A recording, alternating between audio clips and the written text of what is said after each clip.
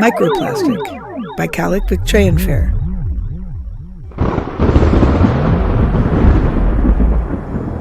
Totes, it's not really that lemon bitter, yeah? Zelda's well used to it.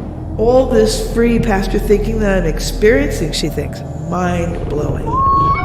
It's upper-level thinking, too, by the way. More on that later.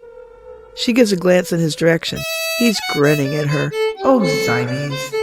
That boy sheep with the horns, she assumes he's a boy. He seems like one. He is deeply affecting her. Her deep thoughts, the ones that she usually hides at intestinal depth, and she doesn't allow into the upper levels, they spill out of her like the dam got busted, like she's been let out for the day. She is burning to really let her thoughts outside of herself. It's a fatal flaw she has. You know, audible in the room, use her mouth, scream her words to the world kind of thing. Why can't Cobalt hear her thinking right now? Hear Sheep Boy talking. She swore that the Sheep Boy spoke out loud when he first started talking to her. She's waiting for the worst, but so far, no alarm, and, surprisingly, no pinger. So now she's thinking, did Sheep Boy hack into Cobalt or what? She sneezes in real life. She wipes her nose with her fist, and in the virtual classroom, her sheep avatar simultaneously does too. Only, as she painfully discovers, hooves are rough, apparently, and not meant to wipe your nose. VR feels real. Ow! She sniffles, and then she laughs herself. Oh, I keep forgetting. She thinks in her mind shapeshift. The hooves become fingers. She looks over at him. He's balancing a pencil under his nose. Now, where did he get that archaic tool from? Everything in this room is controlled. Everything. Did Sheep Boy hack into Cobalt? That's impossible. She shakes her head no so hard that her dangly earrings go jingle jingle. In real life, she just makes herself dizzy. In real life, she isn't allowed body decorations or modifications because they might interfere with her head zooming. In the virtual world, Sheep Boy winks at her, causing her to accidentally push the power switch for her holographic computer interface, turning it on and off and on and off.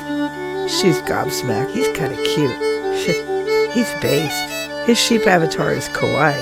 Zelda realizes Mrs. Zowie didn't notice her flipping the holographic interface on and off. Curiouser and curiouser. I hacked in, he says. And he says it out loud, too. Out loud, audible in front of her and her AI teacher and all the other students and everything. She, the tartan-punk-neon sheep, goes flying out of her chair. It's so funny. Nothing. And I mean nothing happens either. No one seems to notice. And he is loud. As loud and confident like she never heard or seen before. No one else seems to hear him. Cobalt doesn't hear him. Sheep Boy is so casual and unconcerned that he even throws in a couple of colorful bleats when he sees her shocked expression. Bleat! Bleat! How's that one? This causes her to audibly squeak with joy. She quickly covers her mouth with her hand. She gets up off the floor and back into her chair like a good, obedient student, like a good sheep. Now, how come nobody noticed that? Lemon-BeGonies, she says inside her head. She still can't bring herself to actually speak out loud like he is, but she's also starting to really mull this over. She considers whether or not it's safe to let loose her verbosity. This triggers a Mrs. Zowie auto-response that Zelda can actually hear inside her own head. Good little Cobalt girls don't do that sort of thing. In reality, Mrs. Zowie is busy helping one of the giraffes figure out why X doesn't have 20 apples left over after traveling by train 20 miles to Chicago. I mean, who cares, right? Sheep Boy frowns, and he looks like he's concentrating harder. Did Mrs. Zowie nearly bleed through his override feed? He's good, Zelda thinks. Sheep Boy keeping this going good. Audible speech and it didn't trigger the pinger? Me thinking free thoughties and I know alarm in me head? Cobalt's asleep? Lemon pips. Zelda puts her hand over her mouth. Oh, kafooties, lemon rhymes. She nearly speaks both of those exclamations out loud but manages to stop herself. The idea that Zelda might have actually just used free speech freaks her neurons into crosswave synapsing. That's kind of like what they used to call Stockholm Syndrome. In other words, Zelda pingers herself, zap! But she manages to keep even that exclamation inside her mind. Kind of like pinching yourself to see if you're awake is how it turned out. But it's brainwashing, plain and simple, drilled into her from birth. While still a zygote, she was injected with nanites, loaded up with memes and memos and memos and memes and bulletin board announcements. Yeah, they hook all the babies up to cobalt. Yeah, they do. They hook all the babies up to cobalt. The global AI system is just that way. She grew, she integrated. By the time she had a heartbeat, she was tapped into the grid, a type of digital frontier that was fully activated just as she became an embryo. That meant she was tuned into the grid and controlled by cobalt before she was even born. No wonder she just pinged herself.